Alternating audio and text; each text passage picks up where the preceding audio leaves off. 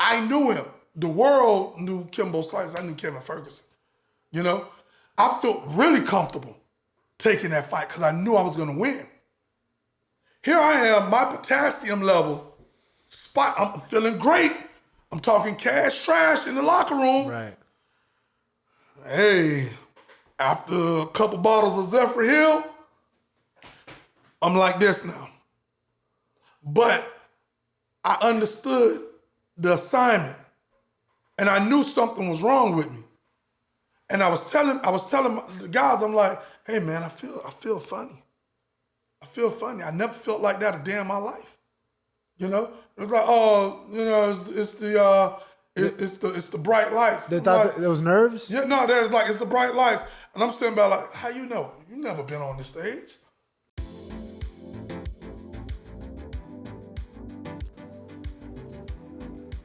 Get in the zone. Get in the zone. This is what I would do right before coming out for the fight, like Bare Knuckle. He's like, I don't know how it's gonna go over in the backyard.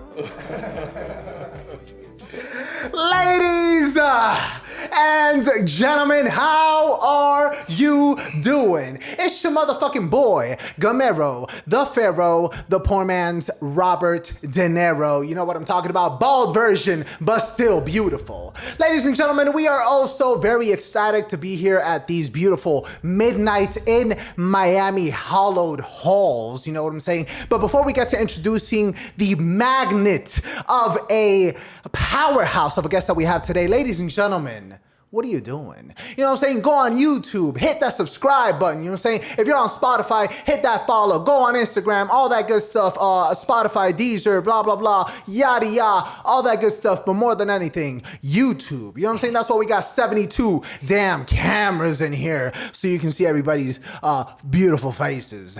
Ladies and gentlemen, how do I introduce a titan of industry? You know what I'm saying? I use that term somewhat often, but the one that I'm about to use, I don't use very often. And ladies and gentlemen, the man before me is a pioneer.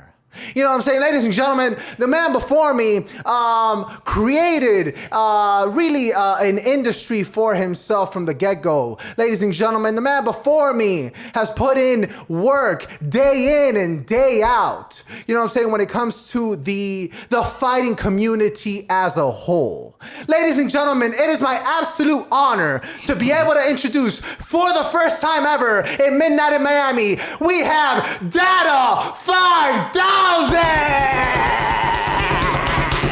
My brother, what's going on, man? Yes, pleasure to be here. Thank you. What's up, good people? It's the king, the Kraken, Dada 5000, 305. We're not live worldwide, midnight in Miami. Yo, listen, I've heard so much about your platform, you know, and it's amazing to be here, you know. Every time I get an opportunity, you know, to speak and enlighten the people, you know what I'm saying, is a blessing to me. Oh, man, thank you so much. The blessings all mine. Thank you so much for joining us today. There's so many things, so many topics that we can get into, so let's just dive right into it. Dada 5000, talk to me about the roots. You know what I'm saying? What started it all? What was the spark that made you realize one day that fighting was for you? You know, being a pioneer in an era that, you know, I grew up in, inside Miami, West Perrine. And keep in mind, you know, West Perrine is in Miami, but the only thing that you hear about Miami is South Beach, right? Right. It's the beauty. The glamour, you know, the glamour, the lights. But I grew up on the other side. The side that you don't hear nothing about. Right. You know? So for myself, you know, we had to make a way. You know, and I always was more advanced mentally than my peers. You know, even from, you know, a little dude. You know? So I was always, you know, observative. I was always thinking, you know, on solutions, problem-solving solutions. Because I understood that the people around me, they all had problems, but they didn't have problem-solving skills. So I always found myself very, very useful, you know? And when you look at the individuals, I could tell you what they don't have and what they have just by visualization and through conversation. You can hold a conversation with a person for 5 minutes and you can tell if you ever want to hold another one. Right? That's so big it's facts. like when an individual, when they don't have a trade, they don't have a skill, they don't have education, but what they do have, is a will. And wherever there's a will, there's a way, and Did you put it together. Did you feel like you were surrounded by people who were really just thinking short term and you were thinking long term? Yes. And not only that, a lot of individuals, they had different mental capabilities, right? So a game plan for this individual could not be the same for this individual. If I wanted everybody to be successful and meet their goals, I had to generate a performance plan, so this person may get there a lot quicker than this person, but guess what? Stay the course, stay steady, and you will also get there. That's why individuals, they were succeeding. And when I found out like, I have a great speaking ability. And it's all about presentation and delivery. And how I present myself, I present it with such a force, but in a non-violent way, to the point when I say that you don't get, you don't feel a certain type of way. Dada 5,000, when you up on the scene, it's like people, they get excited. I know how to generate that energy. To the point that, this is a true story, that somebody, their car was dead, and I generated so much energy, I was just talking to them, and I just put my hand on the hood, and they tried it, and it just crumbled. Hey, bro, that's that energy, man. God. Damn. So talk to me about the origins. I mean, clearly you had long-term goals from the get. But, when you first started fighting, did you know that you were going to pursue this in the long haul? Yeah, again, I understood, that, hey, listen, I have a way with words.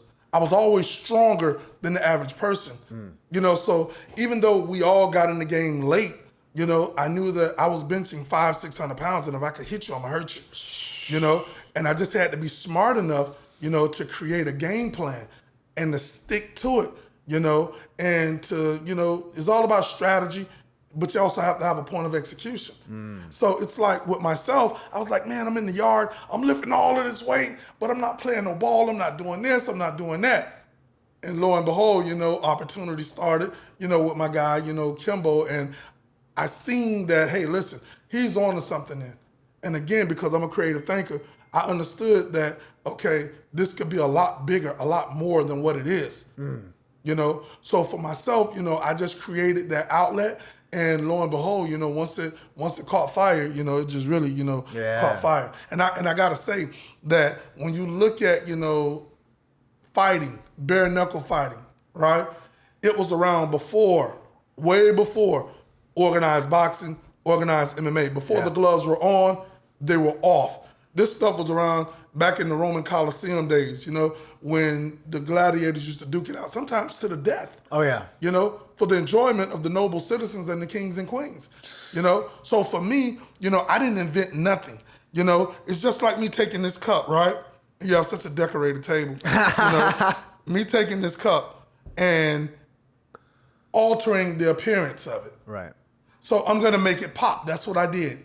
I added various things to something that was already in existence. So I played the innovative role, So now when you walk in, it's like, yo, hey, this is a nice cup. No, it's the same cup, but we just added to it, and that's what we did, to the game. And I feel like I've educated the world on a culture more than anybody the past 100, 150 years, before me. Like, when you look at what we did, this is right out of a fairy tale book.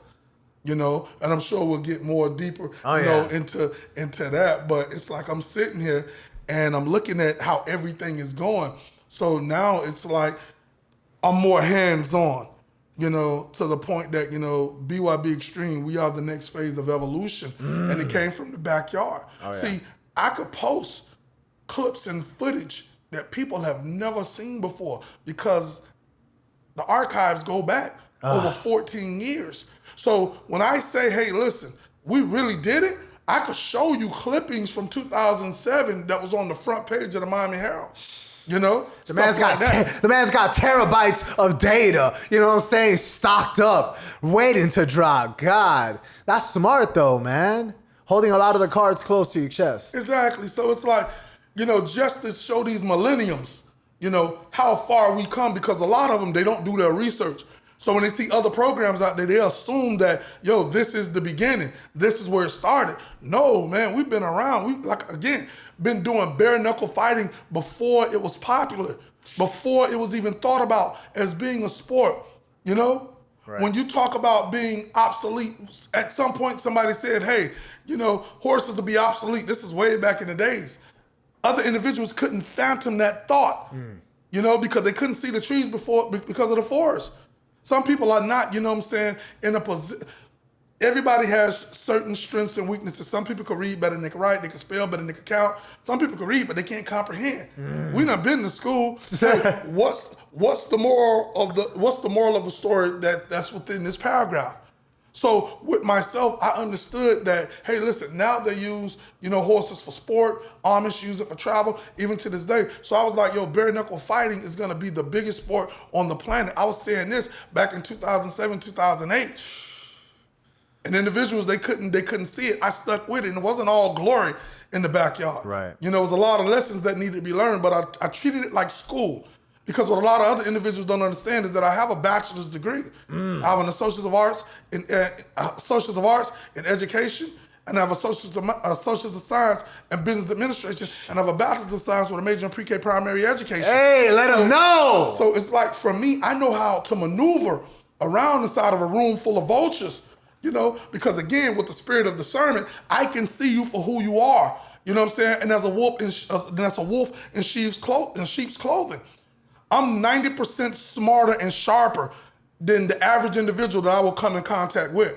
But Robert Greene, first 48 laws of power, I have a doctorate degree in that. Hey. So I know when to talk, when not to talk. I don't want to make nobody feel uncomfortable, but clearly, you will underestimate the most dangerous person inside the room. Oh. So my next move will be my best move, but you would never think that it would come from me because I didn't let you know, that I was capable. So you looking around like, who's helping this guy? Bruh. No, it's just me.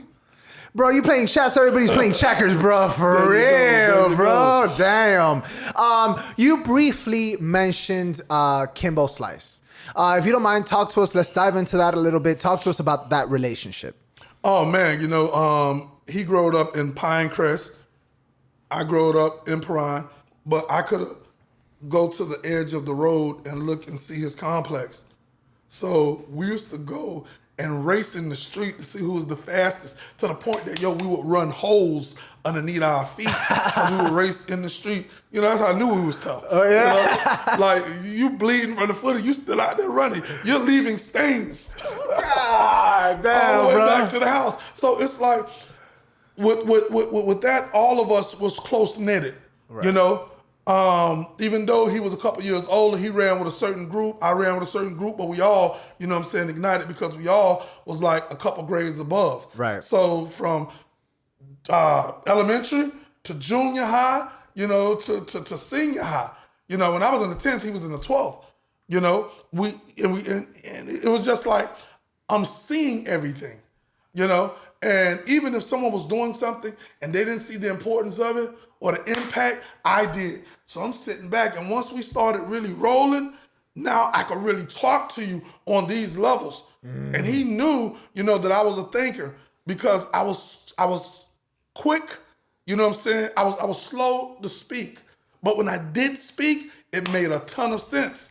So I would always hate to be, corrected, or this, that, or third. So I made sure after one or two times in life of that, when I speak, I had to make sure I knew exactly what I was talking about. Because once you have to get corrected, then that discredits you a little bit, you know? So I always was a student of whatever it was that I was involved in, and he was a good dude. The business changed him, Really? Once you get on these levels, your loyalty is to those that pay you.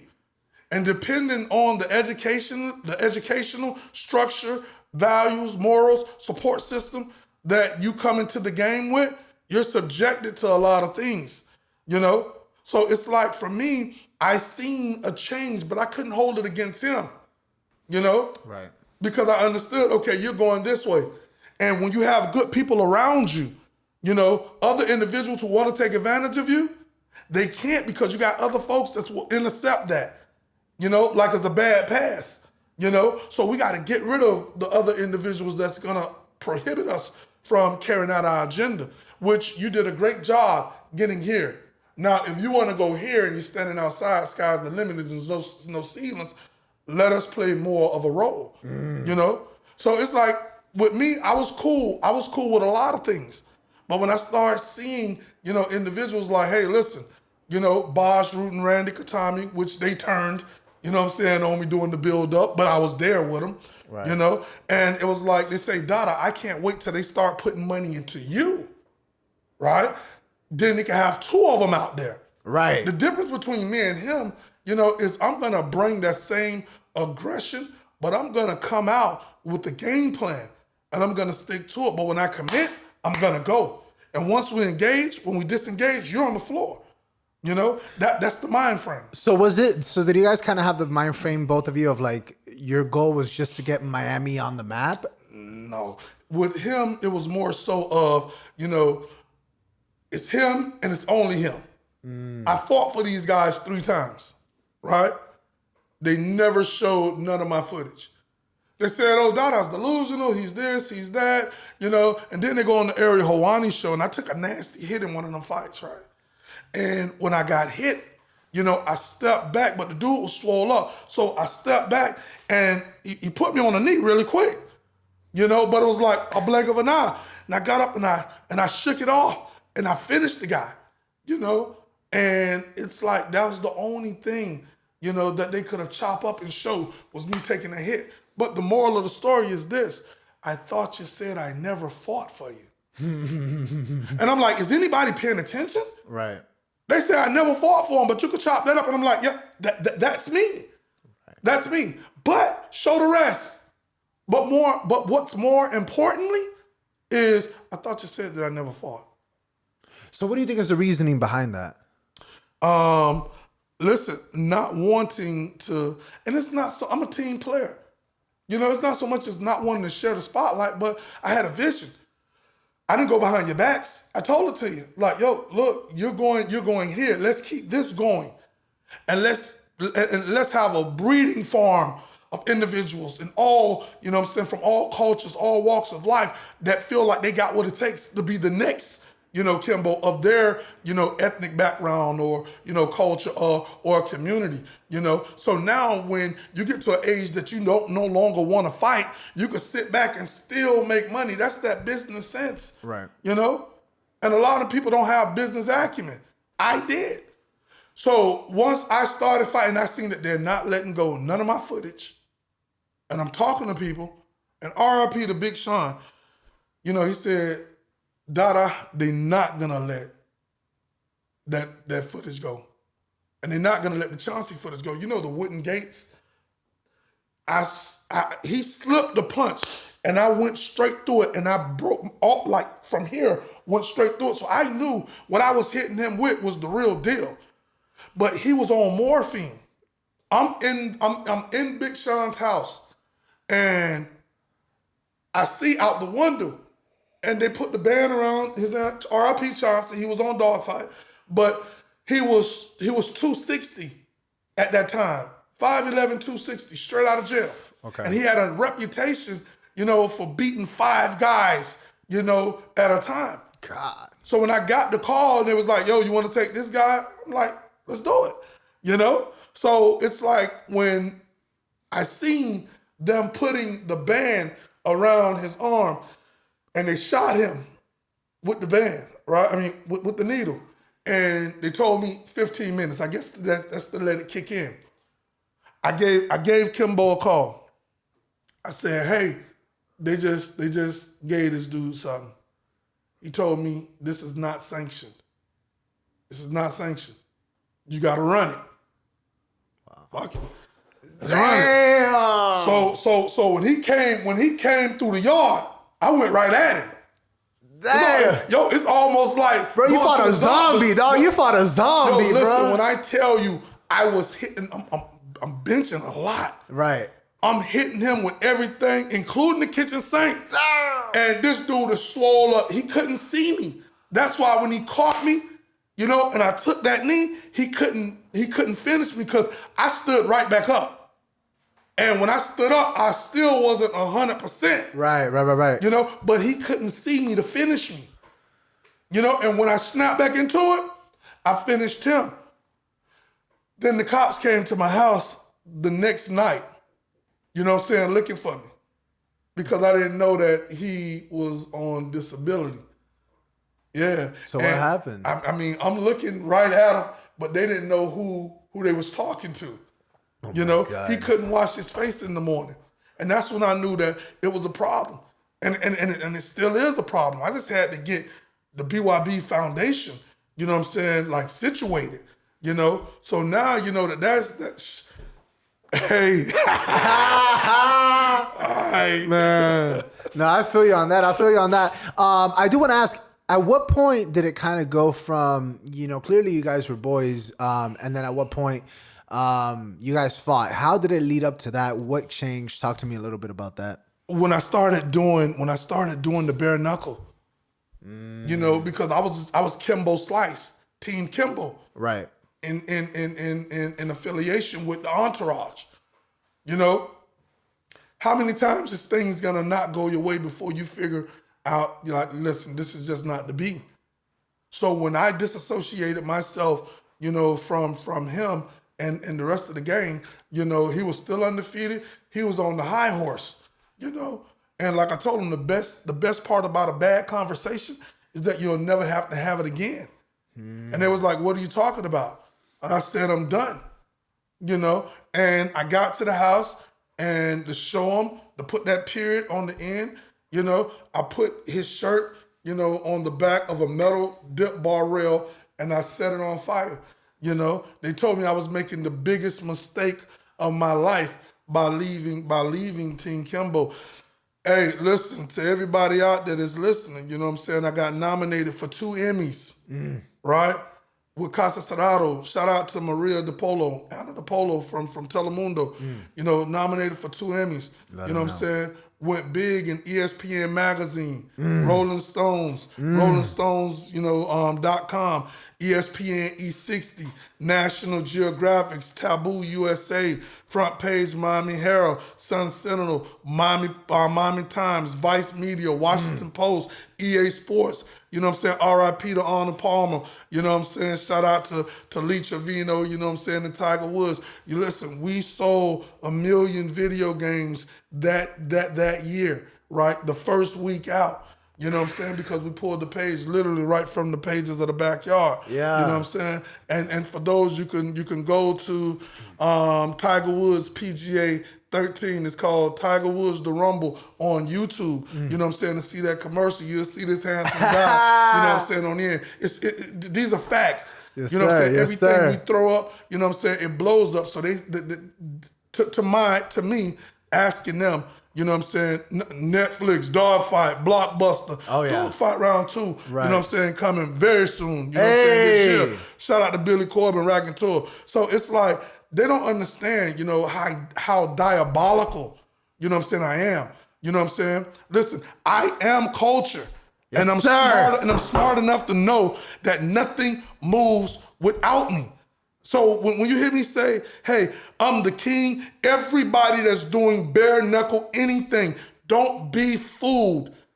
They took a page out of our, you know what I'm saying, backyard. Listen, we've been around since 2007. When Kimbo Slice, you know what I'm saying, had the dude eye hanging out, you know what I'm saying, that was in roughly 05, 06. Nobody on the planet was harder than that guy. Oof. Who else was doing this? They need to Nobody. stop playing. But at the end of the day, you know, it's like, that's why I'm here. To give these guys a history lesson. You know, that we are the next phase of evolution. And anybody that's doing anything in bare knuckle that fought in the backyard, you know what I'm saying, there was a participant. There was an employee. Right. They got paid for their services. They weren't bosses. You know, they didn't call no shots. Now they're in a position to do certain things. But it's like, yo, listen, I got footage to show that we was doing bare knuckle MMA back in 07. 8 limbs, straight hands, like how you want it. Pick your poison. Right. You know? So I did not dictate you and you are gonna fight like this. No. You have your own level of comfortability. Right. Comfortability. And I'm not gonna put you in an uncomfortable position. So it's like, you feel comfortable with fighting this style? Yeah, all right. So listen, on every tape, every fight that we did, this is a special fight. We had one, Joey versus Master Cha. Joey was 145 pounds, and he said, Dada, I will fight anybody in this yard. I don't care how big they are. You know, long as I can punch and kick. He fought a pro boxer, you know, that had one loss, 23 wins. God. And that dude was 225 pounds, and this dude was 145. And the boxer took the fight. And I seen what that 145 meant. That other guy, you know what I'm saying, he left with a concussion. For real? Yeah. It was the truth? Yeah. God. Oh, listen, we did it on ESPN. God. So when these networks started hitting me up, right, back to back to back, listen, people deal with those that earn for them. You're not calling me because you like me. You're not calling me because I'm a cool dude. No. It's about ratings, the nil rating system. And this guy, and I understood that everybody that reached out to me, right? Listen, I've done more than 23 events. You know what I'm saying? 7, 8 fights on each card. Hundreds of fights. I've seen people get hit every way you can imagine. Straight up. And I know with each and every event that we did, the presentation had to be different. The outcome, you know, is going to end with an event. But how we get there, that's what differs from ESPN and National Geographic's. Maxim and Miami Herald. Right. You know, Vice Media, you know, and another one that we did. Right. You know, Rolling Stones. Right. Damn, You know? damn. So again, you know, creative minds never take a day off. You know, and I'm my only competition. You got all these other bare knuckle leagues out there, but they can't hold a candle to me. You know, I just been sitting back, just seeing exactly how things is gonna go, but I see a lot of fictitious stuff going on. I can't get away with saying a fourth of the things that these other individuals do. I will be held to my hand will be held to the fire. If I say that we signed this person, we signed that person, and it was BS, and it never came to, you know what I'm saying, fruition, then I will be a liar, I will not be credible. But other people, they get a slap on the wrist, it get brushed right underneath the rug. Yep. You know, hey, we just signed, you know what I'm saying, Mike Tyson. Hey, we just signed the Iranian Hawk. Hey, we just done this, we just done that. But, you know, I gotta play fair and ask yourself, is that fair? You know? But I understand that, you know, kisses go by favor. But see, it's like I'm a problem. I'm pressure, you know, and they're about to find that out, you know, and this is just me being me. As you should. Like not this silent Dada, you know what I'm saying, that got on board when BYB, you know what I'm saying, started, you know, in the Hard Rocks and all this other stuff. But at the end of the day, I'm gonna be me. When you look at the game, everything that corporate America has found, you know what I'm saying, impact or, you know, monetary gain in, it comes from the street. Every hip hop slang, every hip hop dance, all that stuff. So even when you look at, you know what I'm saying, Suge Knight, he brought, you know what I'm saying, he brought the streets and he drove it right into the heart of corporate America. That's why he had impact. Oh, yeah. Same thing with a lot of other individuals. Don King, you name it. Right. You know what I'm saying? It's a method, you know what I'm saying, that worked. Now, no one is saying, hey, go out and try to be a bully in the game. Right. But stay you. If this is what the people gravitated and started to love you for, don't get here and change. Don't get here and change. If you show them diamonds, don't give them rubies or emeralds or sapphires. Right. Because you'll fall off, you know? So you got to bring that energy. You got to, you know what I'm saying? You got to be you know? And I feel like, you know, right now, you know, we're at a great place, you know, and we're doing a lot of things. We got a star-studded lineup, you know? And when people look, I mean, we have commentators. This is a dream. You know, I've been a fan, you know, of Mike Goldberg from UFC, from Bellator. Here we go. Yeah, right? man. Listen, iconic. He's one of our commentators now. Oh my God. Claudia Torres, Al Bernstein, Damn. you know, Paulie Manginelli, you know what I'm saying? Right. Benny Ricardo, Dave Ryan, you know, so it's like we're doing our thing and we pride ourselves on quality over quantity, quality, you know, over quantity. Right. You know, so it's like now, you know, we're forced, you know, and now we're in different cities. We're city to city, we're state to state. You know, it came from the backyard. But BYB Extreme, you know what I'm saying, values the same principle that the backyard, the Bare Knuckle that we started in Miami, that gave, you know, ideas and birthed the input, you know what I'm saying, that these individuals are, you know what I'm saying, exerting now. Right. You know, it don't matter who they are, you know, from BKFC, from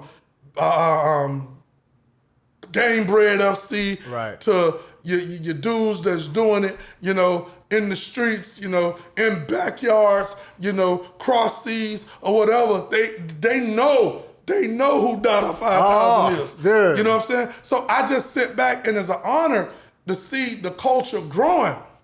But don't act like, you know what I'm saying, the boy, you know what I'm saying. Oh man, you gotta pay dues, bro. You gotta pay dues, man.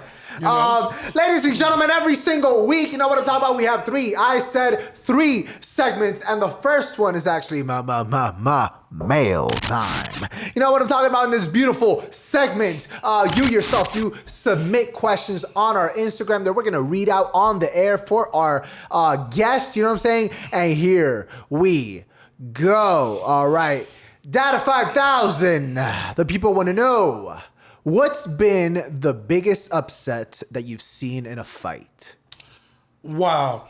An individual that feels that his opponent don't have what it takes and he cut corners because he feels that, or she feels that, hey, listen, I'm better than this person, I'm smarter than this person, I'm stronger than this person, more athletically skilled than this person, you know, and I'm gonna underestimate you. Something like, you know, the Anthony Joshua fight. When he fought the Mexican Andy Ruiz. Yeah, you know, you can't judge a book by its cover. Right. You know, and certain things, you know, like that. You know, do you think some of your fighters are ever, they'll kind of like look up their record and kind of get cocky because maybe they don't have a good record? Yeah, you know, and that's what they call it, an upset. Right. You know, I've seen people that are like, yo, if you do what you're supposed to do, you should win this bout. Right. But if you cut corners in training, you will get exposed Friday night, Saturday night under them bright lights. You know, it's gonna show that you didn't put in the work.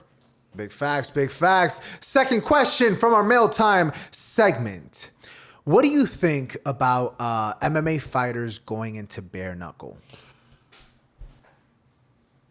I think that, you know, bare knuckle provides a longer line of longevity, especially if the MMA fighters, you know, took injuries, you know, to the legs or something like that, ACLs or blown out knees or whatever. So it's not like they're going to be targeted, getting took to the ground. But, you know, in MMA, everybody focus on the jiu-jitsu. Right. So in bare knuckle, you know, you take the dude, Ben Askren. Oh, yeah. Seeing what happened to him. Oh, He's man. a black belt, but he got out there and his hands was like a no belt. You know? So it's like, if they're well-rounded, you know, I welcome them. But if you're going against someone who does this, you know, and you don't have that dog in you, you're gonna get exposed. All right, big facts, big facts. And last question from our mail time segment. What are some methods you use to make the skin in your knuckles tougher / ways of healing them? You know, and this is crazy. I've never done it, right? But you have multiple dudes, they urinate on their hands. What? They do. They like urinate. They like pee on their knuckles. And what it does is it builds thick skin like calluses. The acids in the urine, you know what I'm saying? It forms a thicker layer of skin over the hand. I would have never thought. Hey, they could Google it. Hey, bro, there you go. Damn. Thank you for sending in those questions. You know what I'm saying? Every single week, sending those questions. Go on our Instagram, Friday, Saturday, whatever the case. You'll see that post. Send in those questions. Dada 5000, I want to know, talk to us about the experience of your first ever fight. Oh wow, it was interesting because a lot of individuals they don't know about certain phrases, but it's like you can't put you can't put the cart before the horse, right? The horse, it pulls the cart, Right? And I learned that individuals, they say, hey, look, this guy, he's this and he's that. He has 6, 7 losses. This is your opponent, right? Okay, so I understand that, I'm the horse, what I'm saying? We have to load the cart up. I got to do the work. I'm not going to put the cart in the front of me and the cart is prohibiting me, So I said to myself, okay, I'm not taking this guy light. And they were like, yeah, but he's this and he's that. I'm like, listen, that means that he's been in the ring 6 times. He has that experience. And I'm not judging him off of, his 6 losses, especially when I done my research and I looked at his opponents. He was just mismatched. His opponents were that good. His management mishandled him. And he did very well. And, I got him out of there in the first round because I still put in the work. But I understood, never underestimate somebody by their record. Because they're looking for that coming out party to break that losing streak. Oh, yeah. And every fight, this is that guy. And I just knew on that first one, and it was on Netflix.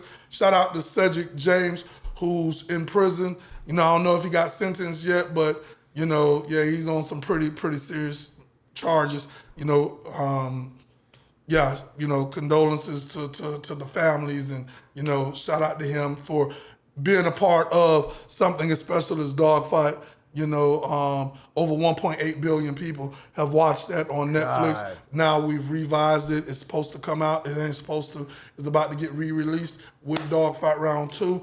And I hope the world love it half as much as we loved, putting it together for them.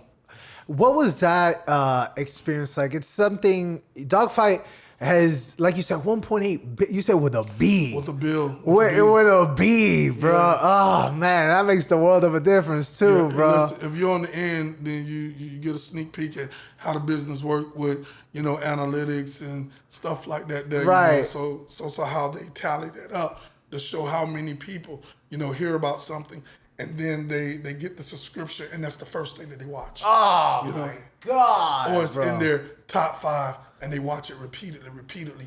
Bars, right? homes, everybody, So I mean, listen, that's why they wanted a round 2, and we gave it to them. Hey, talk to me about the what was the filming experience like? How long was the filming process? Was it tedious? Did you ever get bothered that the camera's always on your face? Not really.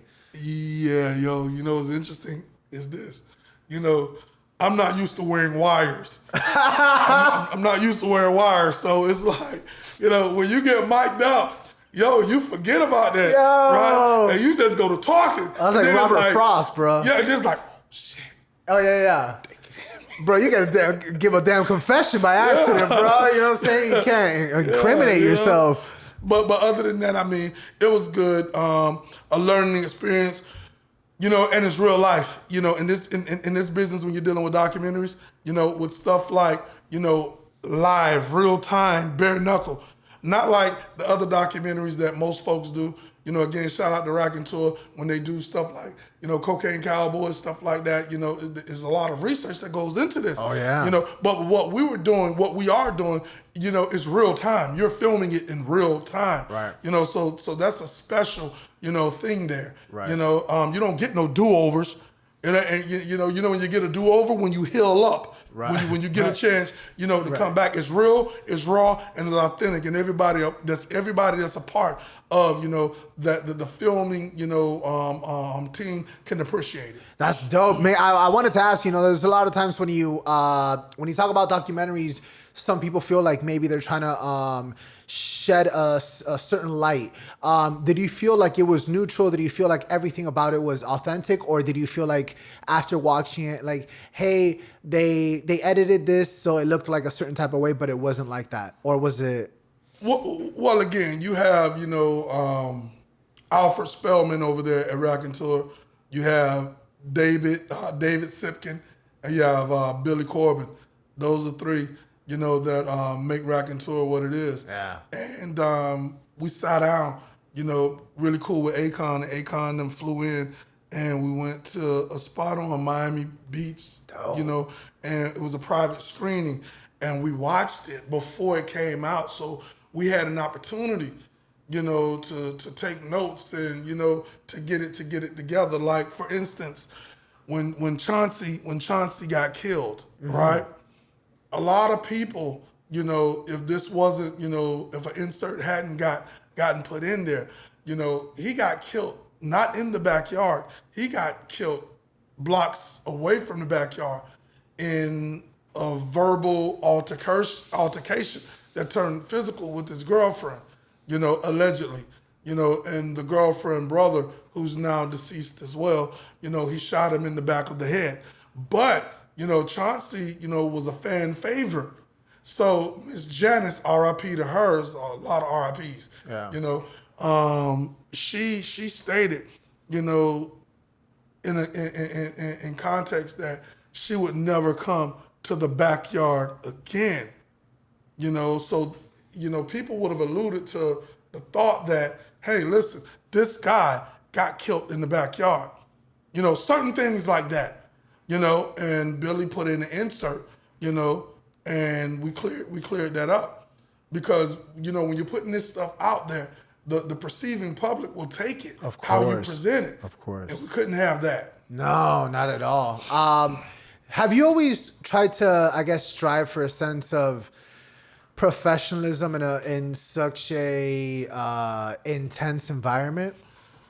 Yeah, I was, I played the hand I was dealt. We growed up inside of a poor society, Right. and Perrine is still, Perrine to this day, and you learn, to figure out what it is that you're good at, what strengths you have. So, I pride myself on,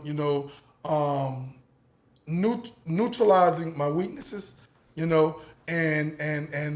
elevating my strengths, And for myself, I said, hey, listen, my name is Da Fear, right? So I'm sitting down and I'm putting together name flips like Da Fear. Right. I see the fear in your eyes. Right. I put the fear of God in my opponents. Hey. So, just doing certain things like that, but a lot of people couldn't pronounce the fear. So what I did was, I said Dada. Da. It was easier. And the 5,000, and this is just coming back full circle to your question. And the 5,000 is, we're just in 2022. Right. We're still 278,000 light years, ahead of 5,000. Right. So it's like I'm so advanced, I'm really operating on a whole nother frequency, on a whole nother wavelength. So when they say Dada 5,000, when you look at the ideology, behind that is mind-boggling. So I knew that me being in the environment that I was, a lot of people was like, oh my gosh, this is interesting. Listen, we prided ourselves on getting corporate America to trade in their suits and ties for baseball hats and tennis shoes, to come down here to see you, right? And I tell them, bring your A game, because I'm gonna talk 160%. I just need you to show 40. You know what I'm saying? And I'm gonna do the rest. Dang. We've sent more guys pro out of the backyard in sunny South Florida than any other dojo camp, boxing camp, in that era. Damn. More than 9 have graced the Bellator platform, UFC, boxing platforms, And that's because of presentation and delivery. And I became a pillar of strength, a powerhouse in the business. So it was a no-brainer, When I told Kimbo, I said, oh, listen, you doing all this, putting all this wear and tear on your body. But we was already at odds at that point. I'm going to still get to the highest levels. Hey. With low miles. I'm going to still get there because I understand, mind over matter. Having a strategy with a point of execution. Me being the person that I am, understanding that I just don't look at things as what they are. I look at things for what they could be. And I knew when to hold them and when to fold them. Now, I'm gonna ask you something, and it's no wrong, answers. Okay. What am I talking about when I say a fish will stay out of trouble if it keeps its mouth closed? Talking shit? Okay. In this business, and this goes back to, what I was saying earlier, when individuals saying a lot of things and not being held accountable.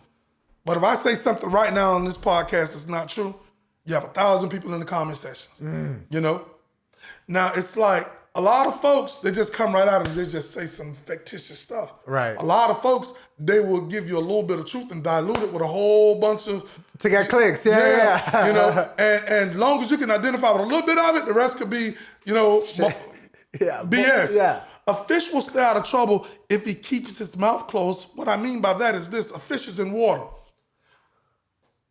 The worm, right? That's the little bit of truth. What's behind that worm? A hook. That's the deception. That's the lies.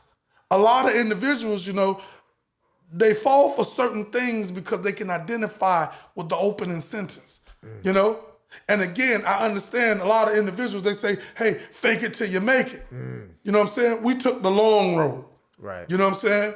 We took the long road. You know what I'm saying? Which is the road less traveled. Amen.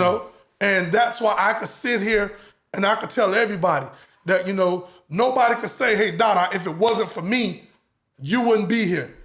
Hey, if I wouldn't have done that, you wouldn't have this. I'm a team player. What is team? TEAM. Together, everyone achieves more. And I approach the game with no fear. You know what I'm saying? What is fear? And I got it right here on my arm. Hey. False evidence appearing real. So I look at situations, I look at people like, you ain't real. That's why I could come at you with no fear, you know what I'm saying? And really just have my way, because I don't look at you, I don't look at things, I don't look at opponents, I don't look at situations, you know what I'm saying, as real. And when you're talking about another individual, especially if it's in combat, and this is what I tell a lot of these fighters, look at this individual as an object that's standing in the way of your door. This door, get him out of the way. Or, you know what I'm saying, it's an elderly woman because we all have a good heart, right? She's struggling to move this table out. And she's like, son, could you help me take this out? Help an old woman out.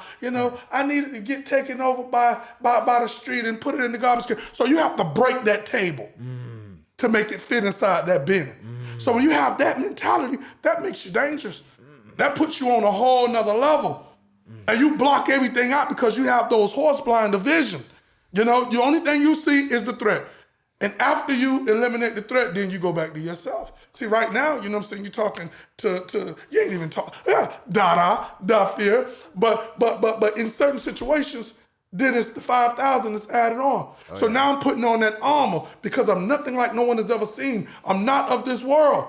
Hey. How could I do the things that I did in the backyard and I had 1,000 individuals against me? From the police departments to the boxing, athletic people Commission, in Tallahassee. Tom Malloy, you know what I'm saying, was on me like a cheap suit. And we still did, shout out to Tom, by the way. Yeah. We still did what we did and broke records, changed lives in the course. And now with this next phase of evolution, you know what I'm saying, the tradition carries on. Oh, man, I'm excited. Ladies and gentlemen, every single week, you know what I'm talking about? We have three. I said 3 segments, and the second one is actually the movie review of the week. You know what I'm talking about? In this beautiful segment, we ask our illustrious guest for a suggestion, a recommendation. You know what I'm talking about? Maybe a TV show, a movie, any sort of media that you would suggest. Let's say you got 2,000 people, and they're waiting for a BYB event. You know what I'm saying? They got 2 hours to kill. What would you suggest that they watch? Netflix, HBO, whatever the case. Talk to me. Well, I'm going to tell you something. these are addictive because they're series. So it's like, you're like, yo, it's almost like Pringles. You can't eat just one. Oh, bro, I was eating Pringles the other day, bro. Yeah, so it's like, I'm sitting down and I'm like, yo, I'm going to watch 100, right? Okay. I'm going to watch Ozark. Okay. You know? And it's like, you just sitting back and it's like one turns into two, Yep. two turns, and now you look at it, the sun is going down. You know? So I'm a big fan, you know, of the series. You know, and Ozark is definitely a great one. 100, you know, is a great one. And there's a few others, you know, that's out there. But those two right there, I'll sit down and watch them. Also, they don't do it anymore because they need to bring back Supernatural. Sam and Dean Winchester. You know? Bro. Yeah. Hey. You know, so I sit back and I entertain myself with certain things that have a significant, that was built off of a base of reality. Right. You know? And, you know, you can only walk away a lot brighter, a lot smarter. So I just don't watch things that has no premises. You know, I got to have, you know, some substance. Some substance, for sure. And also, shameless plug, Dawg Fight, you know what I'm saying? Gotta watch that. There you go. Hey, listen, it's still blazing like the sun Yes, sir. right now. You know, and when they get this revived, because keep in mind, we got thousands of hours of footage. That movie is just 1 hour and 49 minutes. It's just the best. Like, it's how hard is it to... You know what I'm saying? No, you good. But how hard is it to like cut down through so much iconic footage? And that kind of, it leads me to my next question. You have had so many icons of the sport, legends, if you will. Jorge Masvidal, you got Kimbo, you got Alex Caceres. You know, there's footage upon footage of so many people. Talk to me about some moments that unfortunately weren't caught on film. A lot. I mean, the behind the scenes, I mean, like, to get the crowd reactions to these individuals. You know, because keep in mind, you know, when you look at Alex Caceres, you know, before he even fought, what people don't know, he fought twice in one day in the backyard. You know, wow. And when you talk about, you know, him and he's like, Dada, I'm just ready to go. And I'm looking at this slim kid, you know, this big puffy out. I didn't know it was a beast underneath there. Bruh. Yeah, and he exhibited skill, you know. And again, you can't judge a book by its cover, but it's off camera, you know, the impactful words that he was saying. And it's like, yo, again, I prided myself on getting corporate America to come out there. You know, and he got picked up, and the rest was history. Oh, yeah. Because of the individuals that was inside the yard, you know. And we have a lot of celebrities that was inside of the yard. A lot of trainers, a lot of promoters, a lot of managers was being inside that backyard. You know, white, blue, green, red, Cuban, Haitian, albinos, Jamaicans, everybody come back there, you know. And what was so interesting, people was longing for the next show because they knew, hey, listen, this is the break my nephew, this is the break my brother, you know what I'm saying, been waiting on, that I'm not getting in the dojo camp. So a lot of individuals was quitting their membership coming to the backyard. So that was putting, you know, the dojo camp owners on notice, like, everybody coming to Dada, you know what I'm saying? So we got to stop this. It was nothing personal, it was business, but, you know, I was on a roll, you know, and I was for the people. You know, because I understood the impact, I understood the importance of communication, you know, and I knew how to transmit, you know, and I had good word verbiage that individuals, don't matter, you know, what your level of education is, right. You know what I'm saying? I know how to present it to you, even if you had the educational level of a 4th grader. You got it. And you went out there and you understood the assignment. You hit the target. When I say that, you know, this will never get duplicated again. And now I'm on this level, and I just got to say this to the individuals out there. I roll the dice many a times in the backyard, you know, because I didn't have the paperwork, because my focus was the greater good. But thank God nothing never did transpire that somebody got hit and they didn't get up and walk away. So you have a clean record. Yeah, you know, what I'm talking about. Because, and that's my thing. That's why I was the ref. I never shared with the few individuals that was a part of the team You know what I'm saying? What was really at stake, because it was really on me. Because I would have been the one that would have went to jail. You know? And what about the footage? Probably would have been used to convict me. Right. You know? For sure. But I understood that we prayed before every event, because it was not, you know what I'm saying, intended for individuals, you know what I'm saying, to get maimed or, you know what I'm saying, get permanently injured back there. It was designed to give them a way out. You know, individuals that would not have paid you any attention underneath normal circumstances will give you the time of day now and will invest in you. Because even in a loss, it's not losing, it's how you lost. People still seeing promise. Oh yeah, in you, 100%. you know? 100%. So it's like, you know, for me, I continued to press on. Did you feel like you guys did a good job with fighter safety? Absolutely, because, you know, if a person got hit, that person could have still been up, but out on their feet. You know, I'm stopping that fight. Right. You know, thank God I got a great track record, you know, in that. And nobody has ever said that Dada 5000 cheated, he showed favoritism, or he let a fight go on, you know what I'm saying, above and beyond. You know what I'm saying, to the point that, you know what I'm saying, this is unnecessary damage that this person is taking. I've stopped multiple fights. I just posted something, you know what I'm saying, the other day from the backyard, and the guy was getting hammered, right? 1, 2, 3, hey, stop. It's over. He's looking at me like, I wasn't hurt. I had to stop it. I had to let the people know, hey, I think I made a great call just then. What y'all think? Straight up. Yeah, you know, it's not about what you think in that moment. You know, you're taking forearms that's unprotected to the head. You're about to go unconscious. Yeah. Now the burden of us of getting the smelling salt and stuff like that, you know what I'm saying? No, you're not defending yourself. What were some of the initial hurdles when you were first setting up an event that you went through that maybe weren't issues after the fact? Maybe it was a police presence. Was it maybe parking? I mean, I can imagine parking a bunch of cars is a pain in the dick. You know what I'm saying? Like, talk to me. What were some initial hurdles that you were surprised by? Well, the parking, you know, people was parking. We hadn't got to the point that we had golf carts. Right, shit. With the trolleys, you park like blocks away. Oh wow! And we'll get you pick you up, yeah. and bring you there. But that also meant that your car is unattended. Okay. You know, so it's like you know. But that was the least thing. One of the things was this. This was new. It wasn't a Miami-Dade County code or statute. Right. That prohibited me from doing this. So it wasn't illegal. No, it wasn't. And they was trying to figure out how could we stop this. See, I was the first one to ever bring this thing up close and personal to you. Just a pioneer. So it was nothing in place that said, yeah, according to section pertinent, right. Do we? All right. What do we do?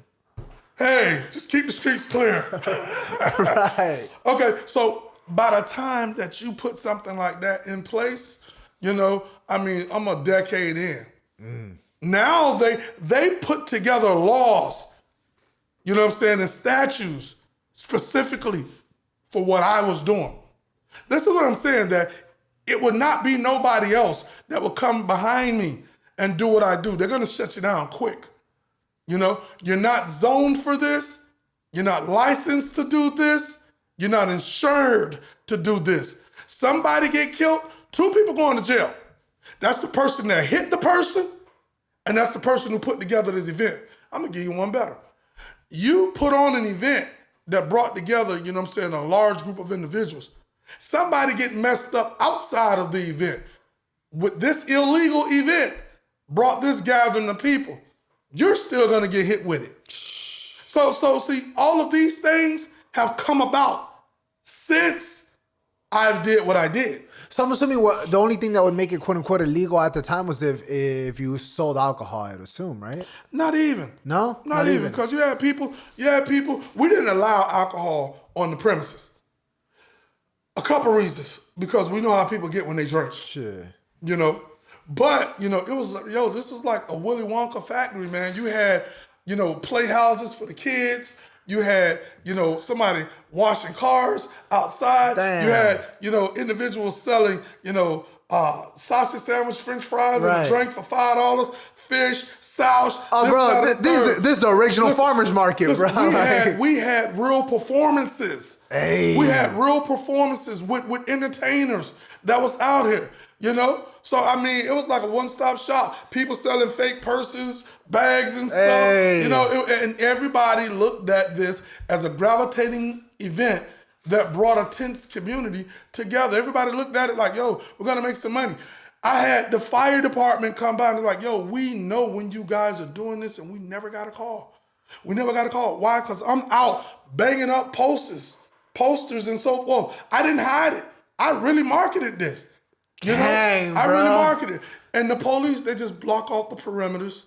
They just block the perimeters off, because they know everybody in the county, you know what I'm saying, or in their jurisdiction is at that event. You never got to call the paramedics, nothing.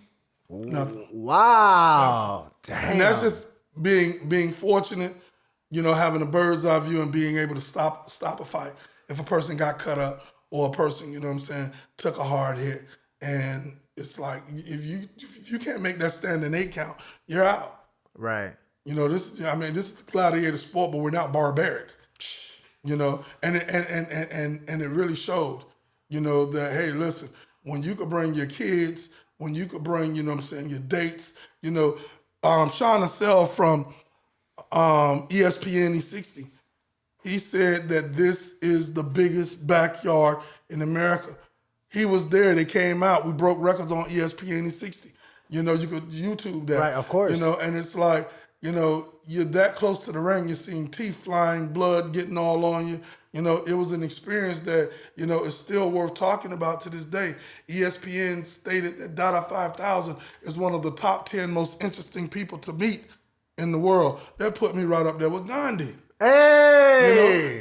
And my thing is this, it's the way that I think, So no one should be surprised.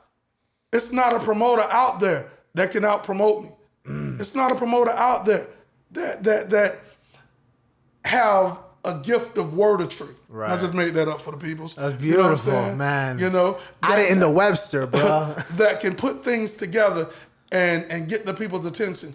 Like me, because I'm grounded, I'm from the streets, I'm real, I'm raw, I'm authentic, no additives, no preservatives. You can't mention bare knuckle fighting nowhere in the world if Dada 5000 or BYB is not coming outside your opening sentence. That's big facts, big facts. Brother, I gotta know, before we started shooting, we did briefly speak about these people who are starting their own promotions and that good sort of good stuff. What are your 2 cents? What do you have to say for the Game Bread FCs, the Ego FCs? Everybody got a promotion.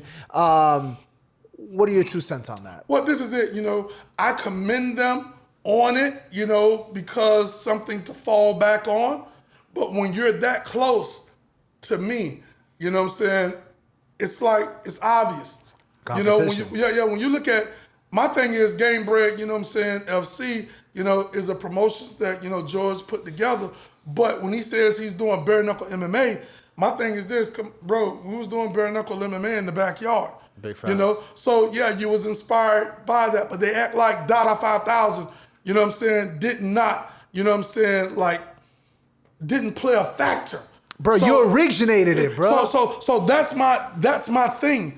Like with any of these guys, Dave Feldman gave me a call back in 2018, and he wanted me to come on. This is before the conception of BKFC, but I got my own thing going on. But all of these guys, they are fans of Dawg Fight. Of course. You know what I'm saying? They have been inspired, by the culture, the movement, Talk to us about that phone call. What was that conversation like?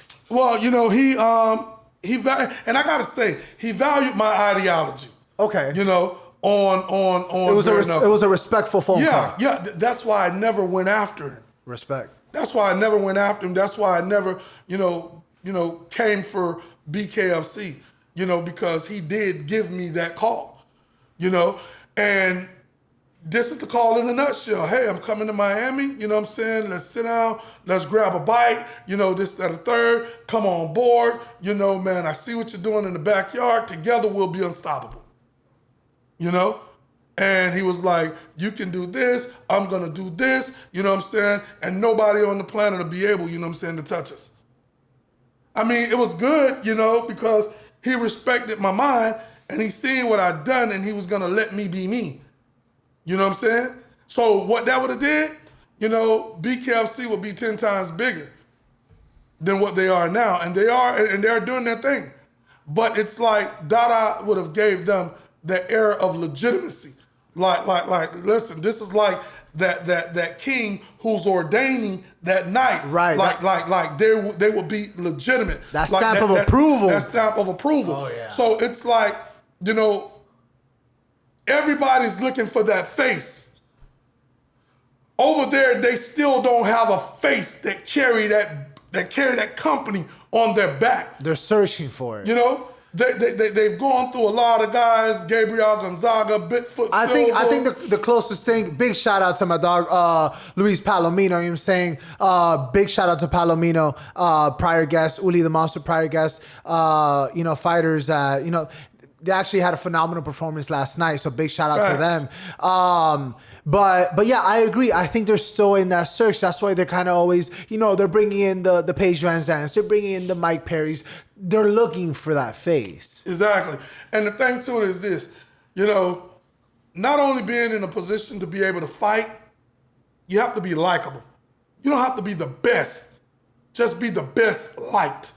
When you look at a Conor McGregor, he's not the best. Right. He's lost his last four fights, but he's the best liked. Right. Even a Nate Diaz, same thing. Because they're flamboyant. Right. You know, you see how McGregor walks around the ring like he owns it. You know, you have to find that it factor. Yeah. You know, for whoever you are, you have to be articulate. You have to be charismatic. You know what I'm saying? You have to have character, personality, and your character and personality has to be bigger than the screen that your image is being projected on. Why do you think everybody gravitated towards the Muhammad Alis and the so forths like that? Yeah. You know, because they talk the talk and they got out there, they walk the walk, but you like them. I'm going to give you one even better. When you look at The Rock, it don't matter if The Rock loses tomorrow night. Yeah. You liked him before he got in that ring. Yeah. He got the personality, he got the punchlines, the 1-2 schemes, he got the catchphrases. Hey, the eyebrow. the eyebrow, the rock bottom, the signature move. Could you imagine a bare knuckle fighter that has his own finishing move? I'm giving him the game. Yeah, you really are, bro. I'm giving him man, once he get hit with that hurricane souffle, you know what I'm saying? Listen, the wrestlers that we remember to this day is your ravishing Rick Rudes, your nature boy Ric Flair. Yeah. You know, individuals like their Randy Mitchell. Yeah. Because they brought the character, you know what I'm saying, to the big show. So when you're a fighter, you could be great, but if you don't sell tickets, you're just a good fighter. But you get a guy that's sell tickets, you know what I'm saying, with a great personality, you know what I'm saying. People are gonna come out because they're gonna support them. You know, and all of these guys, Yuli the Monster Diaz, Palomino, all of these guys are great guys. All of these guys, a brand, the company can be built around them. Right. You know what I'm saying? And my thing is this, you know what I'm saying, to find that it factor, you know what I'm saying, and make it work for you. Ladies and gentlemen, every single week, you know what I'm talking about? We have three segments, and the last one is the quest for the truth. You know what I'm talking about? And in this segment, we ask our illustrious pioneer of a guest a random emphasis on the word random question from this here deck of cards. I don't know what it's gonna be, but here we go. All right. We did that one already. All right. This one's a little, all right. Dada 5000. What, and this doesn't have to apply to school per se, but it can. It could also be of life. What teacher made the biggest impact on you and why? Miss Hawkins, my first grade teacher, you know, at Bellator elementary. Hey. This is old school teaching. Hey. You know, when the teachers really cared that you learn. Right now, I've heard teachers say, it don't matter if they learn or they don't learn because my paycheck ain't gonna get no smaller. Yeah. You know, my paycheck gonna be the same. Right. So they'll give you the work. If you don't, you know what I'm saying, do it, then they just fail you, you know? So it's like, I growed up in the era that, you know, teachers really cared. Miss Hawkins, no doubt, you know, I've been out of school now 20 something years. And this was in the first grade. Again, having that impact. People remember those that had an impact on them. No, Miss Hawkins, she used to sit me down all the time and tell me how impactful I am and how great I will be, you know, and she just didn't do it for me. She did it for all of the kids. That's beautiful. You know, she had that one-on-one time, you know, with them, you know, and made sure that's not how you write that. Do it over. This is how you do this. She made sure you got it right. She didn't walk away from your desk, your cubby is what we used to call them. She didn't walk away from your cubby until you got it correct. She said something, you know, I was in the first grade and we were going on the weekend and she always gave us certain things. And these teachers, they went into their own pockets to buy us certain things. And they're not getting paid a lot now. But if they're not getting paid a lot now, you know they weren't getting paid a lot back then. Yeah. My mom was a teacher. You know, R.I.P. to my mama. You know, sister, known to the world as sister. You know, gone but not forgotten. We love you. Of course. You know, Miss Hawkins, it was a Friday, and she gave us balloons.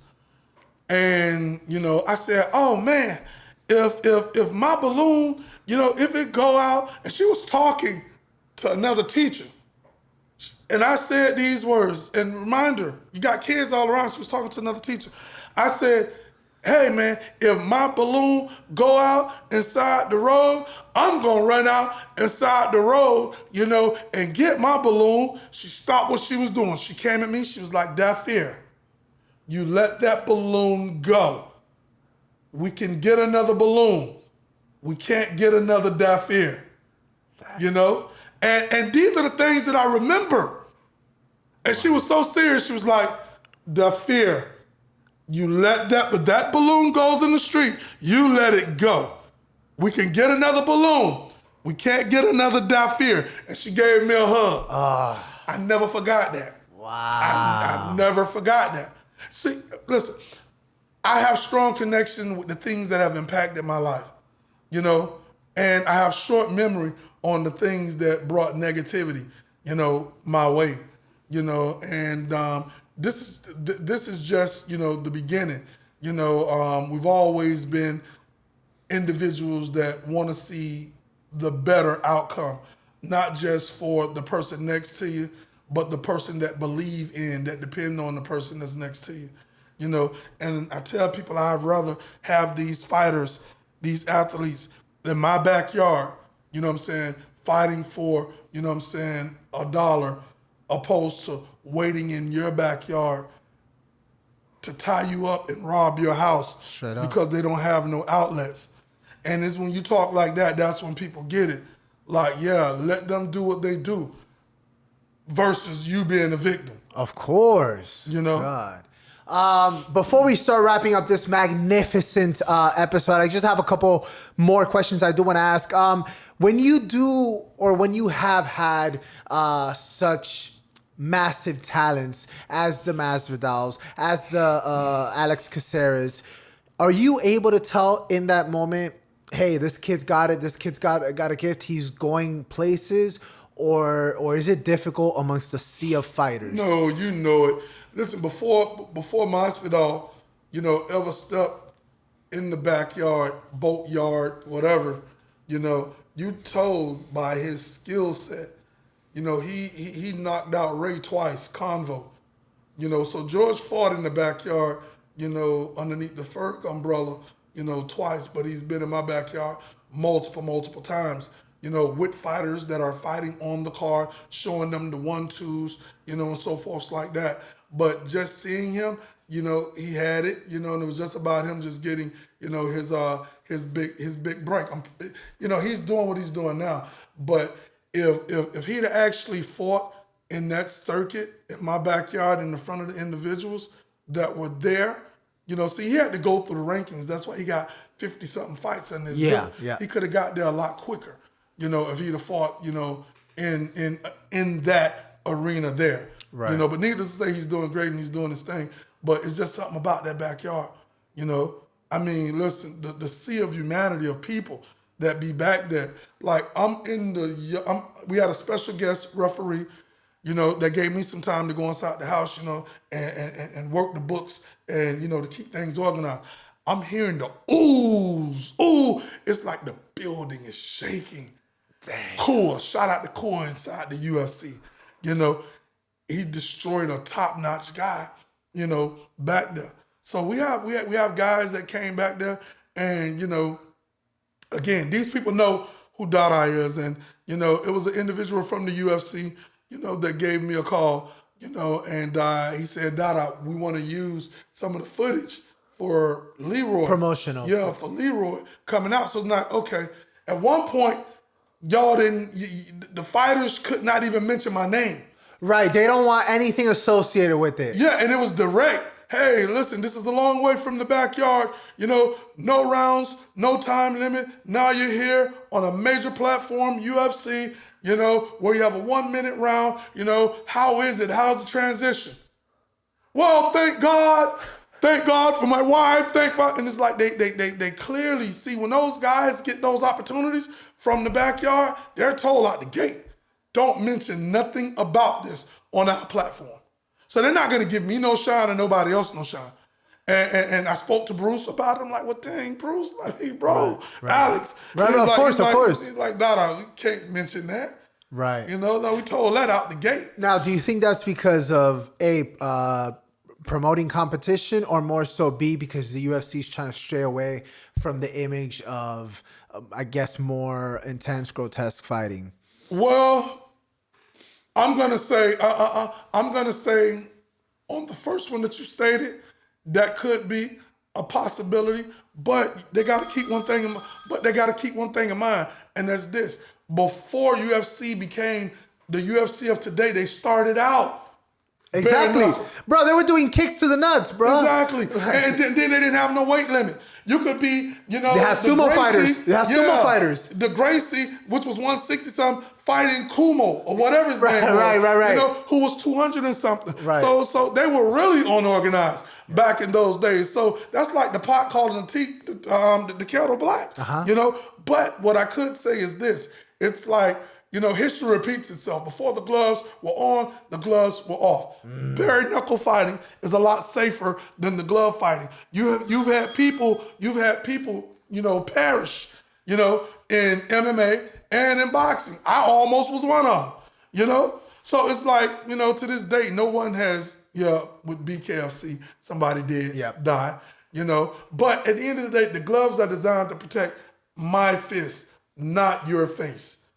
So when you look at copy box punch stat numbers in a boxing match, it's 900 punches thrown, 300 is jabs, 200 is hooks, 75, is body shots, and blah blah blah. That's a lot of time that you're taking that type of punishment. Do you feel a certain responsibility when it comes to matchmaking? Because you just mentioned it yourself. BKFC has had a death in their organization, and you, in all the years that you haven't. You haven't even had to call the paramedics. So BKFC is notoriously criticized for their matchmaking. Sometimes they put quote unquote tomato cans or whatever the case. People that have like, in freaking 15, whatever the case, fighting people that have very good records.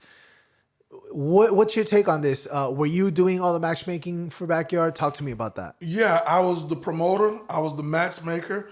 Went through the paperwork with these guys. Let them know, how much they're being compensated. Let them know what time they need to be here. Everything. So it's like I had on like 10 hats. Right. So you can only imagine the pressure that's on me. I have to deal with the things that are on my agenda, but I also have to deal with the things equally or greater than what I know I have to deal with on fight day. So I'm all over the place. Because again, even if the staff didn't know, I knew that everything is on me So I could not leave it in the hands of this person, that person, that person, you know? And that's why I told them what they needed to know, you know? Because with that type of power, anything could go wrong. Somebody slipped, dropped the ball, you know what I'm saying? Then it's on you. That's why I wanted to be the ref. That's why I did the things, because I'm gonna conduct it how it needs to be conducted. I'm gonna officiate it how it needs to be officiated because I'm on the line. So, and I'm not trying to, badmouth anybody, but what do you think had to go wrong for BKFC in such an early stage of their company to have a death, whereas you in all your years, you've never had that? Well, this is it. A lot of times individuals, that come to Jesus moment when you know that, okay, this is a situation that transpired, was this evenly matched up, fight? A fight is when two fighters, they want to go after each other and they're equally, put, or it's going to be, a great challenge. Mm-hmm. That's a fight. And when a tragedy come out and when you look into it and you say, hey, listen, you have individuals, you have promotions that try to build fighters. Mm-hmm. So you have that it factor, quote unquote, right? Or you're popular. So I'm going to give you a light opponent, right? But that could be, that could be disastrous, because most of these fighters, they have been around, they have a lot of experience. So they just don't know how to punch you. They know where to punch you. Mm-hmm. They know how to turn it over. So you give them someone that doesn't have that experience, that doesn't know how to maneuver and educatedly protect themselves, they're subjected because of inexperience to cruel and unusual punishment. You take a hit to the temple, you take a hit to the nose, or to the, side of the head or something like that, it could be all bad. Oh yeah.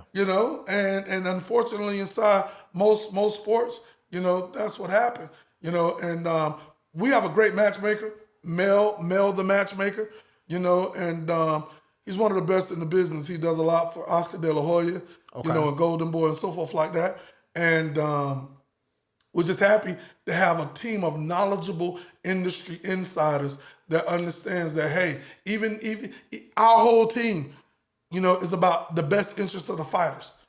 Safety and security, you know what I'm saying, is number one, and knock on wood, we're going to continue, doing great matchmaking. Oh, yeah. Putting out great content, and shout out, listen, March 12th, BYB Extreme. Oh yeah. You know what I'm saying? Let them know. You can see it on the screen. And I'll ask your social media and all that good stuff in a minute, but I'd be remiss if I didn't at least mention this. I know the listeners and the viewers, they want to know.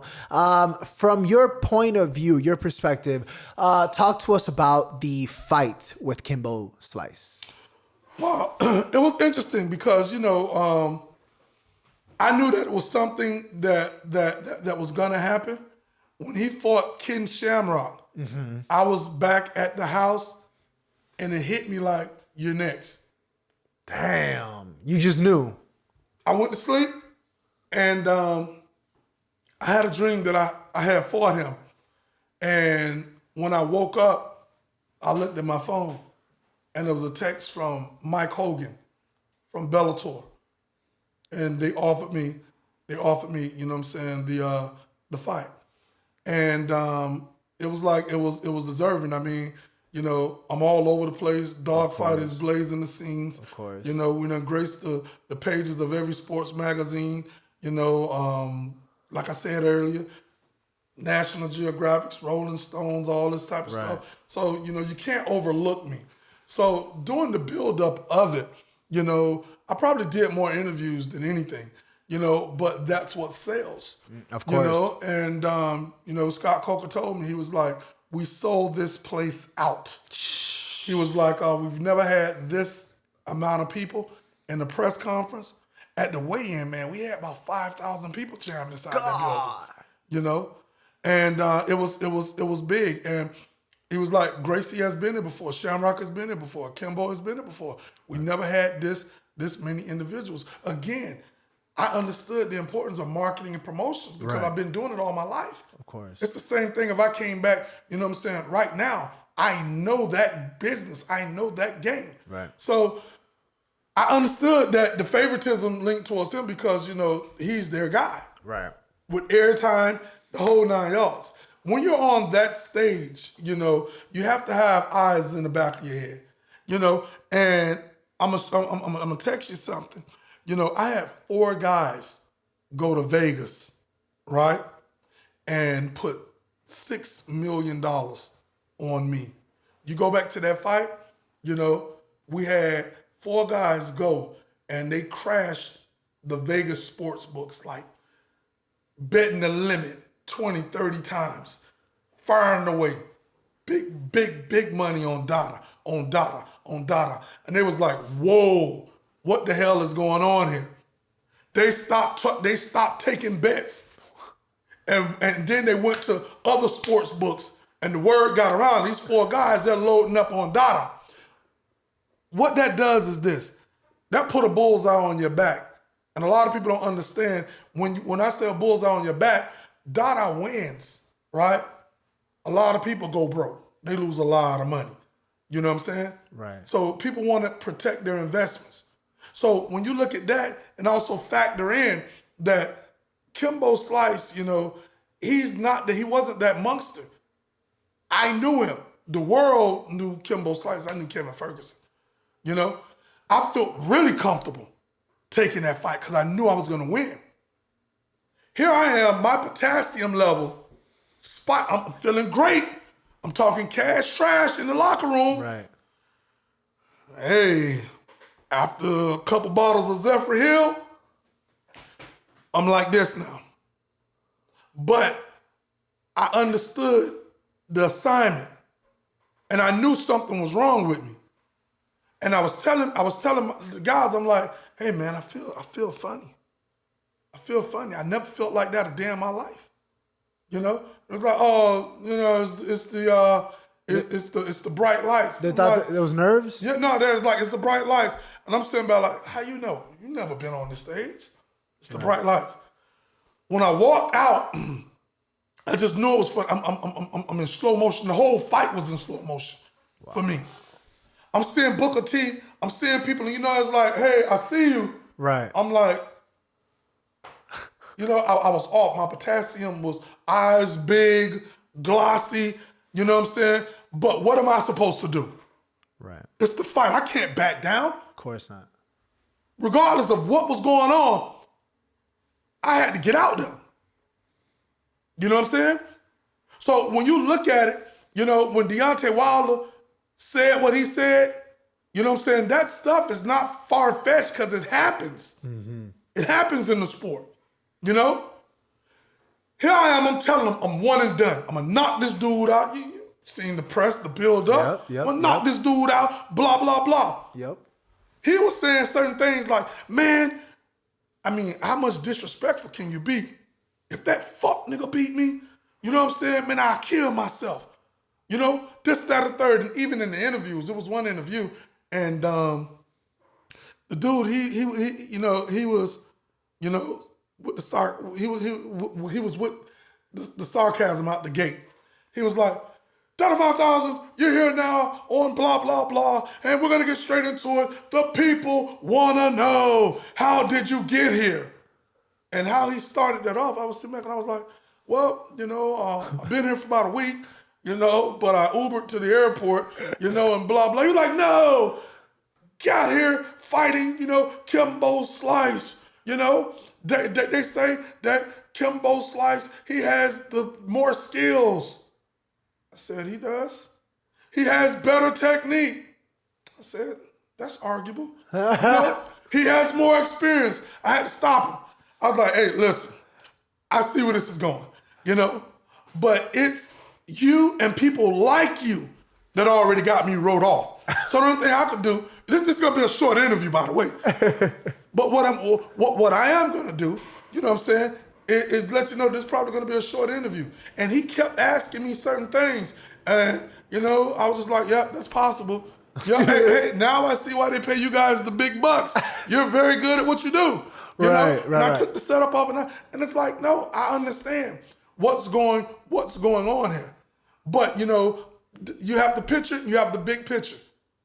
I was never picked, you know what I'm saying?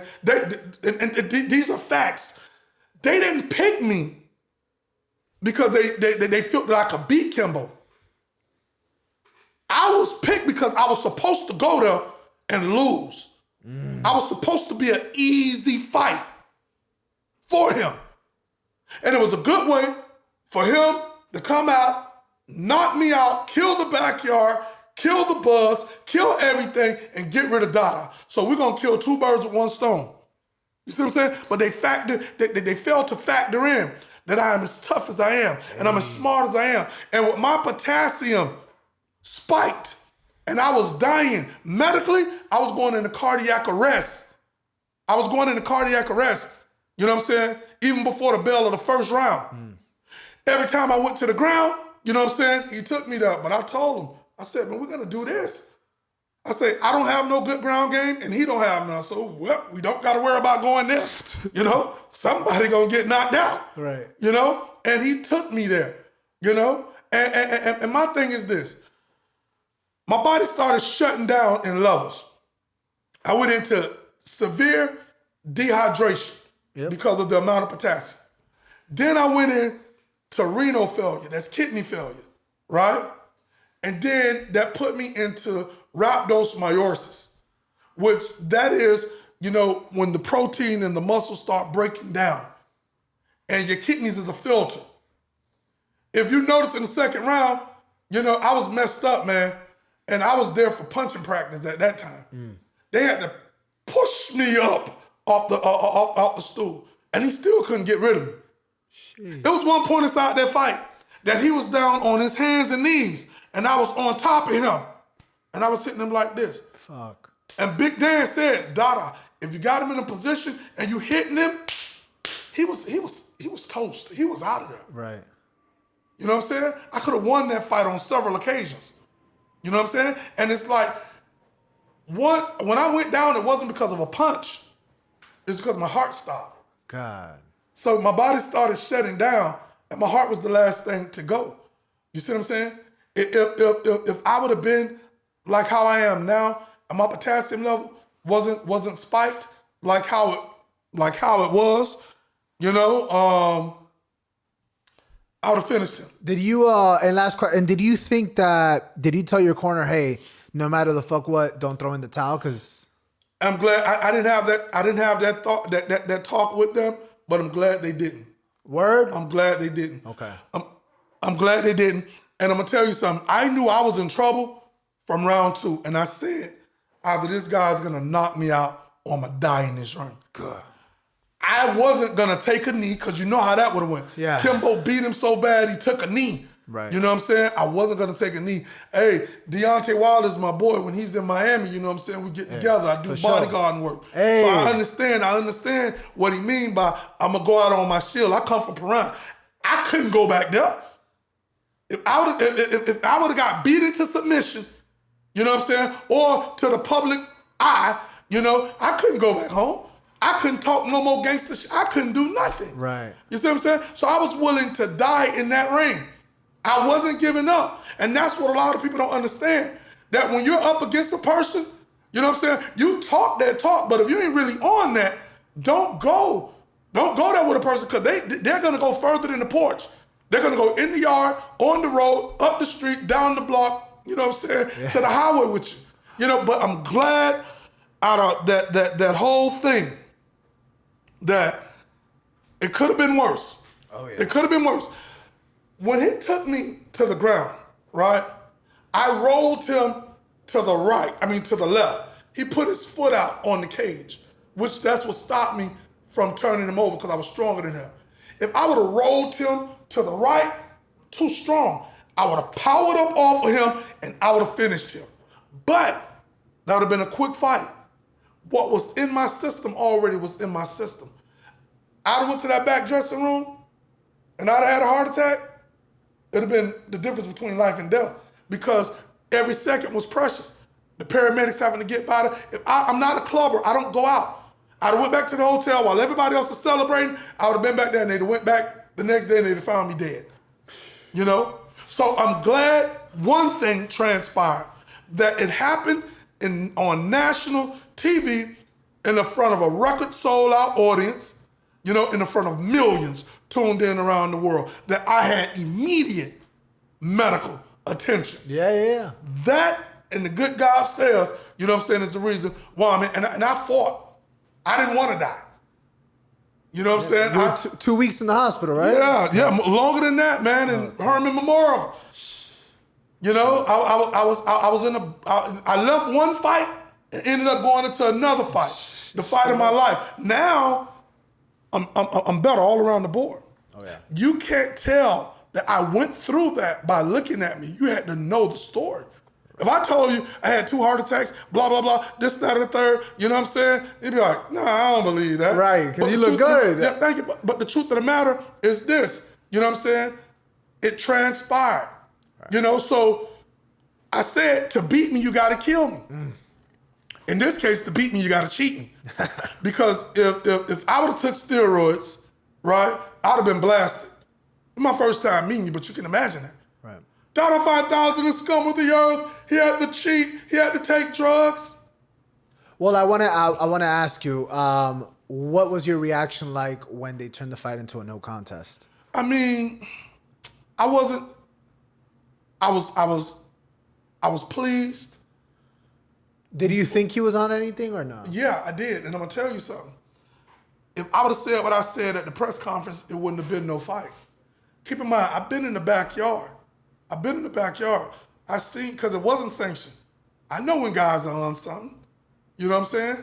Well, Bellator wasn't sanctioned? No, I'm saying like. Oh, the backyard. Yeah. You know, when I was in the backyard, I seen, you know, individuals, I didn't see them take nothing, but I knew when somebody was under the influence of something. Right. You know, take that courage or whatever. So I know roid rage when I see it. Oh, Dada, I bet my nuts bigger than yours. Stuff like that. I'm looking at him like this, and I see the symptoms of roid rage. And I start to say, hey, test him right now. It won't be no fight Friday. It won't be no fight tomorrow. This guy's on steroids. I was this close to saying it. You know what I'm saying? So you were sure? I was sure. I knew he was on it. God. Listen, every fight that I've won, and I say I'm 47-0 because in the streets, you know what I'm saying? Yo, listen, I wasn't gonna get beat twice. I'm not gonna get beat up in school or on the streets and come home, you know what I'm saying, to more disciplinary action. You know? Right. So it's like in the streets, I ain't waiting for no bail. You know what I'm saying? I ain't no engine, but I know we'll talk when I hear it. So I see this what we doing. Soon as you in striking range, I'm gonna get off. You know what I'm saying? Right. So that was just the way of it. You know, bring it back full circle to this. He needed that. And we see, okay, well, he had a bad heart. He had this, that, and third. It just raised the questions. Was this guy ever cleared to fight in the first place? You know what I'm saying? You got to think that. You know, because after the fight, you know, they said he needed, you know, an emergency heart transplant. Right. So I'm not surprised. You got to do whatever you got to do. You think he was fighting clean in the UFC though? Good question. But you got to keep in mind, you know, some people they were furnished those opportunities, you know, and he probably did slip through.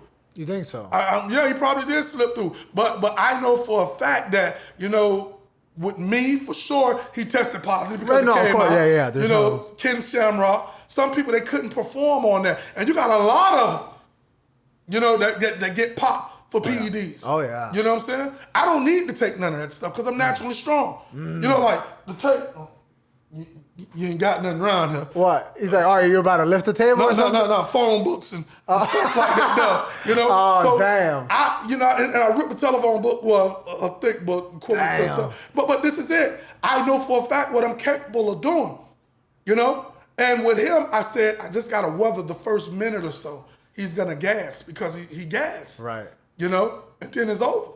Yeah. It's over. You know, but what happened to me, you know, I had to go back to the drawing board. You know, you got to have the right people around you. Right. Of course. You know, you got to have the right people around you. you know, and I'm smarter now. Oh, yeah. Put it like this right here. I wouldn't drink anything inside of an arena that don't come with me. That don't come with me. Even after the Tyson Fury Deontay Wilder fight, Tyson Fury was at the press conference and he said, "I want some water." Hey, where did you get this from? Oh, no, I don't want that. You know, you gotta cross your T's. You know what I'm saying? And dot your I's. And I can safely say this right here: everything that I went through, it made me into the person that I am today. You know, and when you look at the things that we're doing, it's just short of unbelievable. You know, and to be in a position to continue to help individuals, you know, that reach their athletic, you know what I'm saying, goals with being a professional, you know what I'm saying, fighter, you know, professional athlete, you know, or individuals that's coming through that bare knuckle platform that we have that says, okay, you know, I want to do MMA, I want to do, you know what I'm saying, boxing, but they're not looking at me. But you come through this way, now they're looking at you because they're not going to give you the shot, but we'll give you the shot. And then they look and they see you for the talented individual that you are. And, you know, I say it all the time, 813, Tampa, get ready for BYB. Yeah. Backyard brawls. We are the gray area between MMA and boxing. When it comes to bare knuckle, BYB Extreme, we make the weekend, you know, and I believe it. You know, we exert it out. You know, this card is going to be, you know what I'm saying, crazy, you know, and this is no secret that, you know, I'm looking, you know what I'm saying, the king is looking, you know what I'm saying, to come back, you know, and I really feel like you got to have that total package. And I got it, you know, to be like the biggest draw, you know what I'm saying, in one of the biggest draws in combat, you know, because again, combat sports, individuals don't understand the resume. I put my catalog up against anybody. I've been around like the dinosaurs, man. Big facts. You know, when you look at, you know what I'm saying, the accolades, when you look at, you know, the accomplishments, you know, you have people on Big Ten platforms that can't do what I was doing in the backyard.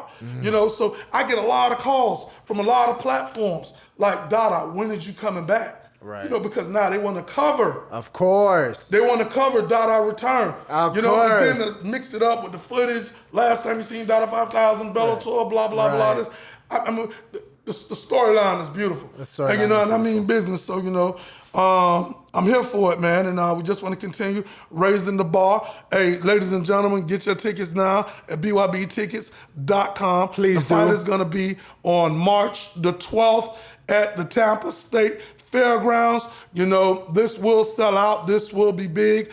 You know, can't say when we'll be back, you know, in Miami, you know, because we've taken the show on the road. There you go. You know, city to city, state to state. Oh, you know? shit, damn. Yeah. Taking over the country. There you go. You know what I'm saying? Ladies and gentlemen, what a colossal episode we have had today. Can we please give it up for our illustrious guest, Dada 5000!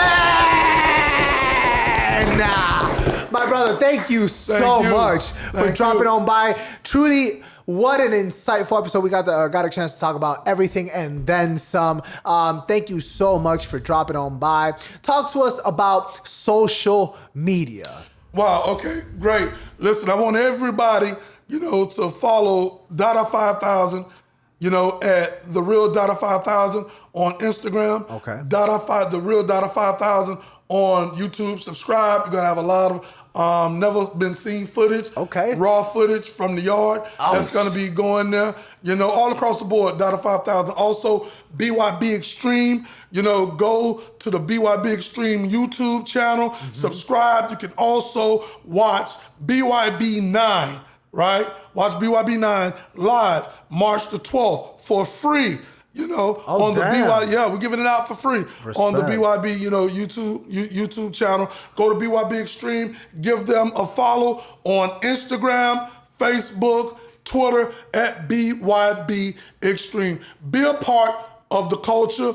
You know what I'm saying? We don't know what we're going to tell. We understand and we respect the work that we put in, you know what I'm saying, in the start. You know, so listen, 305, we hit the hardest here right now, Dada 5000. You you know what I'm saying, king of Bare Knuckle with Hey, my guy. You that's know what I'm saying? talking about, bro. Hey, listen, midnight in Miami, in the daytime. You know what I'm saying? 305, we always live, Hey, man. bro, I appreciate you, man. Every Thursday at midnight. You know what it is. Go on YouTube, hit that subscribe. You know what I'm saying? Go on Spotify, on Apple Podcasts, Deezer, all that good stuff. That, bro, you send me a DM, I'll get you a damn cassette, bro. I'll figure it out. You know what I'm saying? We hustlers out here. There you go. But every Thursday at midnight, you know what it is.